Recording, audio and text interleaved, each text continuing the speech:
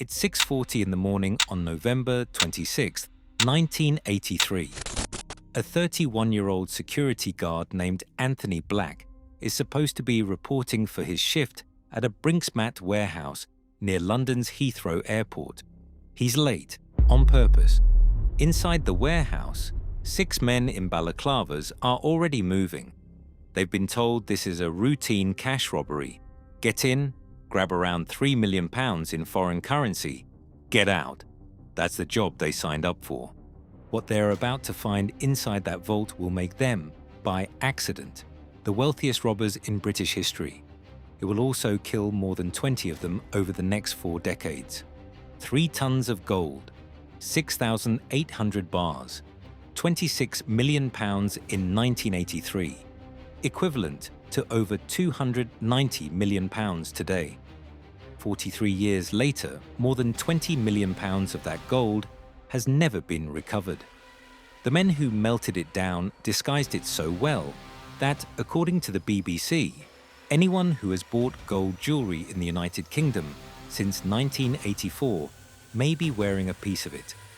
This is the story of the largest gold robbery in British history.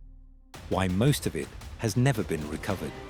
Why the men who handled it kept dying. And why the British government had to rewrite the country's money laundering laws because of one warehouse on a quiet morning in 1983.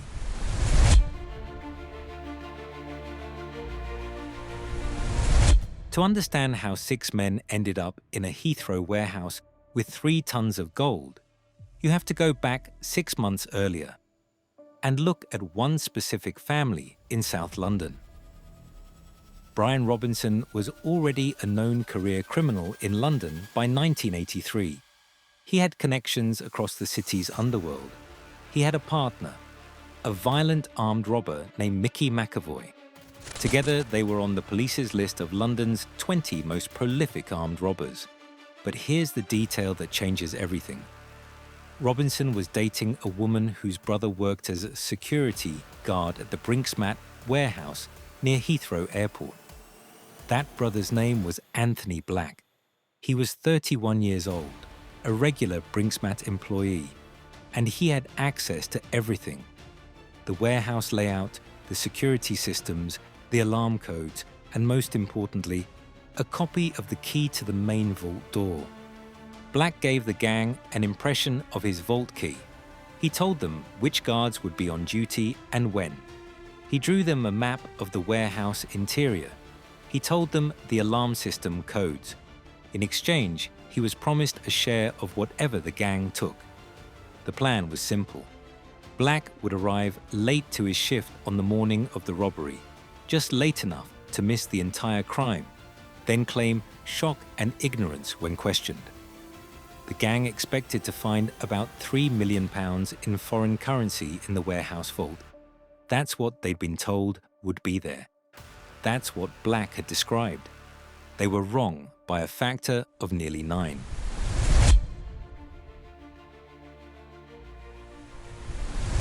At exactly 6:40 a.m., 6 armed men in balaclavas walked through a side entrance of Unit 7 at the Heathrow International Trading Estate. They used Anthony Black's key impression. They knew the codes. They were inside the vault area within minutes. The on-duty security guards never had a chance. The gang overpowered them, tied them up, and brought out the most disturbing tool of the morning: a can of petrol. They poured petrol over the bound guards. They held a lighter close to the men's clothes. They demanded the combination to the inner safe. The guards gave them everything. When the safe opened, the gang expected to see stacks of foreign currency. Instead, they saw 76 cardboard boxes. Each box was labeled with serial numbers. Inside each box were dozens of small, dense rectangular bars of gold. 6,800 bars in total. 3 tons of pure gold bullion, the property of Johnson Matthey Bankers, a London gold trading bank waiting to ship the bullion through Heathrow that morning. The gang had no plan for this. They had brought a getaway van designed for cash, not for moving 3 tons of metal. They had no smelting connections. They had no fence ready to handle bullion. They had walked in expecting paper money and walked into a fortune in gold. For the next 2 hours, they used the warehouse's own forklift truck to load the gold into their van. At 8:15 a.m., they drove out of the Heathrow trading estate. As they left, one of the robbers turned to the bound security guards and called out, "Have a Merry Christmas." The alarm wasn't raised until 8:30. By then, the gang had a 15-minute head start with 3 tons of gold they had no idea how to sell.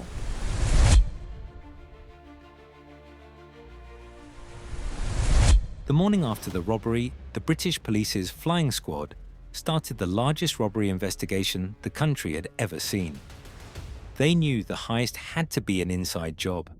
The gang had walked through 3 security barriers like they had a map. They had known exactly where the vault was. They had known the alarm codes. The only person who could have given them all of that information was someone who worked at Brinksmat. Within hours, they identified Anthony Black as suspicious. He had been late to work specifically on the morning of the robbery. He had no clear alibi. And then they discovered the connection that broke the case open.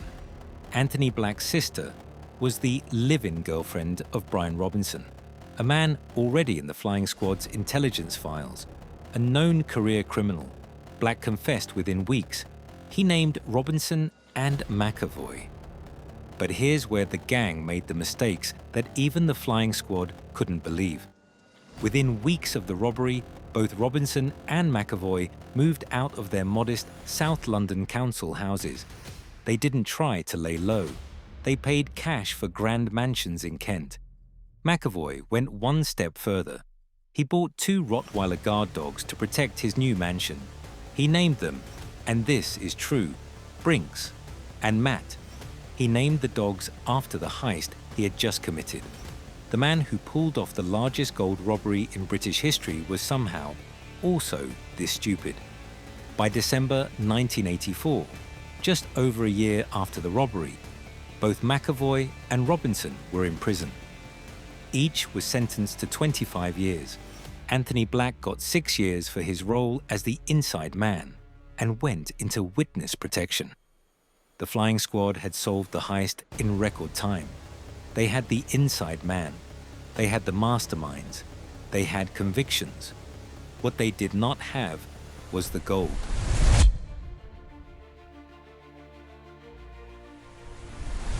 By the time McAvoy and Robinson were arrested, the gold was already gone. This is the part of the story that confused investigators most. The gang had 3 tons of physical metal. You can't slip 3 tons into your back pocket. You can't deposit it in a bank. You can't drive across borders with it without raising alarms. So where did it go? The answer was that the gang had reached out to a specific kind of specialist. A man with no direct involvement in the heist itself, but with the one skill the gang absolutely needed: the ability to make gold disappear. His name was Kenneth Noy. Because here's the truth most people miss about Brinksmat. The robbery wasn't the crime. The melting was. In the early 1980s, Noy was already known in London's criminal underworld as a man who could move stolen goods. He had connections to corrupt police officers. He had legitimate-looking businesses. He had a contact named John Palmer, who owned a smelting facility near Bristol. Together, Noy and Palmer would do something that hadn't been done at this scale before in British criminal history.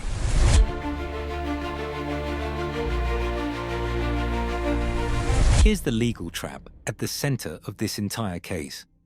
A gold bar from a specific bank with a specific serial number refined by a specific company can be traced anywhere in the world. Banks keep records. Insurance companies keep records. Customs agencies keep records. But once you melt that bar down, once the metal liquefies and you pour it into a new mold, every identifying mark is destroyed. The serial numbers are gone. the refinery stamps are gone. The original ownership records mean nothing. In legal terms, that gold becomes new gold. It is no longer the stolen property from the Brinksmat warehouse. It is, technically, freshly cast bullion of unknown origin. This is what Kenneth Noye understood, and it's what made him the most valuable person in the entire criminal network. Noye and Palmer melted down the Brinksmat gold piece by piece in Palmer's facility outside Bristol. To make the metal even harder to identify, Noye mixed in copper coins during the smelting process. The result was a slightly altered gold-copper alloy that would test as legitimate scrap gold under most analyses. They sold the recast gold through a legitimate-looking company called Scadlin Limited, which Palmer had connections to. The gold flowed back into the British market as ordinary scrap gold being purchased by jewelers, refiners, and bullion dealers across the country. And this is where the famous claim comes from. According to the BBC drama The Gold and Wensley Clarkson, the journalist considered the leading expert on the case, anyone who has bought gold jewelry in the United Kingdom after 1984 may be wearing a piece of the Brinksmat gold. This claim has never been legally proven, but the math behind it isn't outlandish. About half of the stolen gold was successfully smelted and recast. That's roughly 1.5 tons, enough to produce hundreds of thousands of pieces of jewelry that flowed into British shops over the following decade. The gold the gang stole didn't disappear. It got cleaned, recast, and quietly returned to the same economy it was stolen from.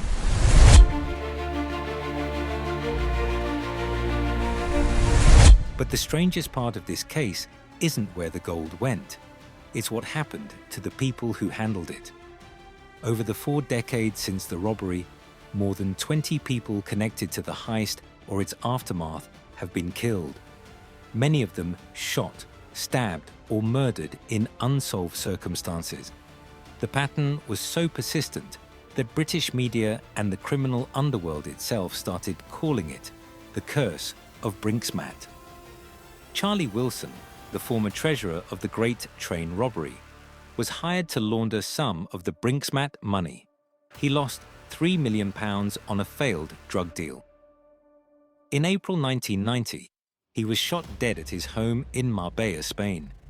Nick Whiting, an old school friend of Kenneth Noye, was questioned about laundering Brinksmat proceeds.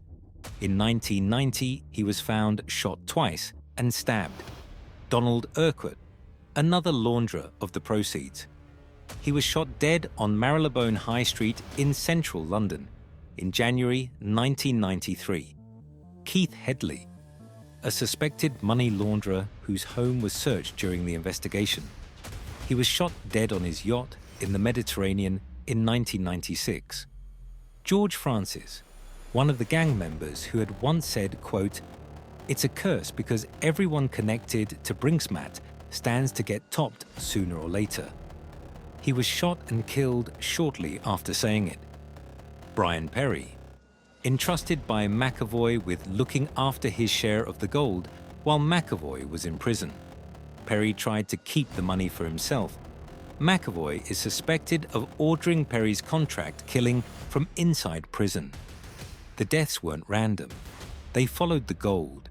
Anyone who was trusted with handling the proceeds, anyone who tried to keep more than their fair share, anyone who started talking, they ended up dead.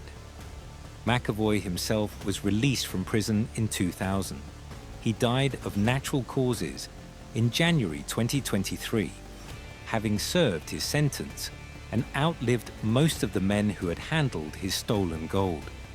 But the strangest death of all wasn't a member of the gang. It was a police officer who walked onto Kenneth Noye's property thinking he was about to arrest the man who had laundered the gold.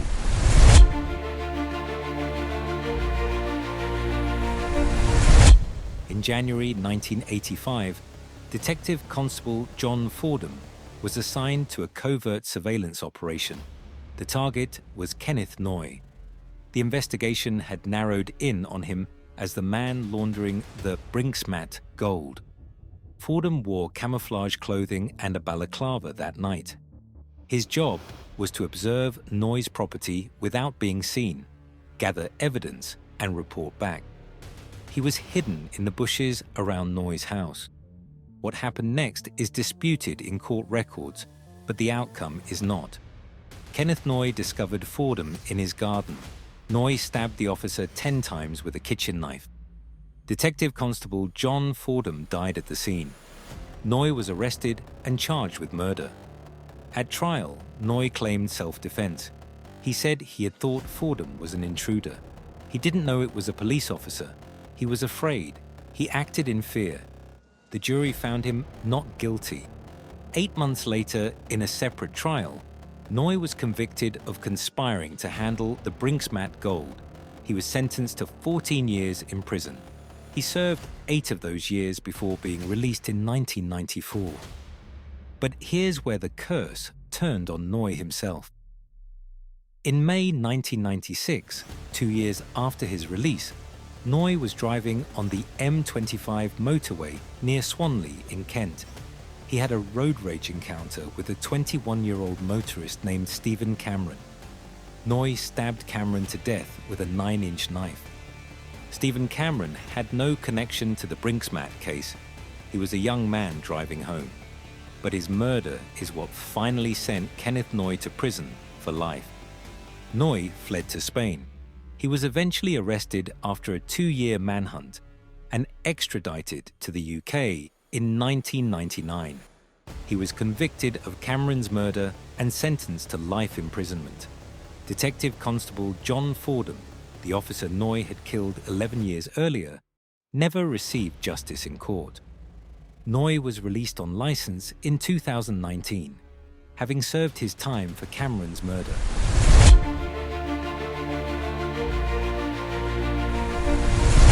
More than £20 million worth of the Brinksmat gold is still missing today.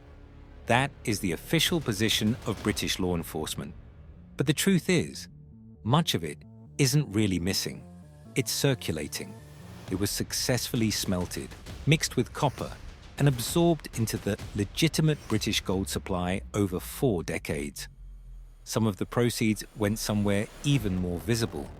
Investigators believe a significant portion of the laundered Brinksmat money was used to buy property in London's Docklands during the 1980s, when the Docklands were being redeveloped and the property was selling for £35 per square foot. Buildings that today are worth billions of pounds were funded, at least in part, by stolen gold from a Heathrow warehouse robbery in 1983. The case had one more lasting consequence. It showed British lawmakers how unprepared the UK legal system was for large-scale money laundering. The Brinksmat case became a foundational reference for new legislation. In 2002, Parliament passed the Proceeds of Crime Act, a law specifically designed to make laundering profits from major crimes far more difficult, and to give the government broader powers to seize assets even when a direct conviction wasn't possible. The men who robbed the warehouse are mostly dead. Kenneth Noy is out of prison. Anthony Black, the inside man, lives somewhere in the UK under a new identity. The Brinksmat gold is still circulating, some of it in the reserves of the very bank it was stolen from. 43 years later, the case has become a strange kind of monument, a reminder that the crime was easy. The conviction was easy. The recovery, that was impossible. 6 men, 3 tons of gold, 43 years.